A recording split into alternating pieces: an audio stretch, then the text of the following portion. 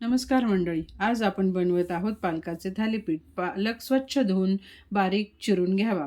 त्यानंतर त्यात 2 कांदे घ्यावे, तेही बारीक चिरून घ्यावे आणि 2 गाजर घ्यावे, ते किसणीने चांगले बारीकसर असे किसून घ्यावे आणि एका मिक्सरच्या भांड्यामध्ये लसूण आणि हिरवी मिरची यांचे चांगले वाटण करून घ्यावे.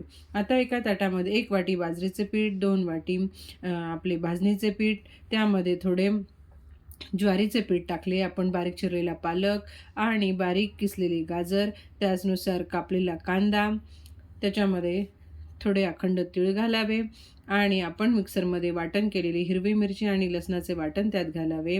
चवीनुसार त्यामध्ये मीठ घालावे, तसेच थोडी हळद पावडर, त्यानंतर थोडे लाल तिखट टाकावे आणि थोडे जिरेही टाकून घ्यावे. हे सर्व चांगले एकत्र मिक्स करून घ्यावे आणि त्याला थोडे थोडे पाणी लावून त्याचा चांगला मऊसर असा गोळा मळून घ्यावा. हे थालीपीठ चवीला फारच सुंदर लागतात. एकदा तुम्ही करून बघा. हे बघा, अशा पद्धतीने असा हा गोळा तयार करून घ्यायचा. हा गोळा तयार झाल्यानंतर एका ताटामध्ये एक स्वच्छ कपडा घेऊन त्याच्यावर पाणी लावावे. कपडा ओला करून घ्यावा आणि आपण केलेल्या मिश्रणाचा एक गोळा घेऊन हाताने त्याच्यावर थालीपीठ चांगले थापून घ्यावे.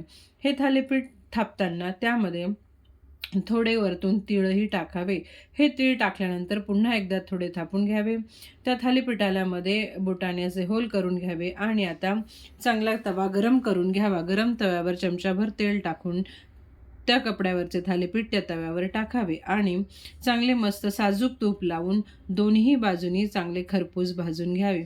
असे खरपूस भाजलेले थालीपीठ चवीला एक सुंदर लागते. हे थालीपीठची रेसिपी आवडल्यास लाईक, शेअर आणि सबस्क्राईब करा. धन्यवाद.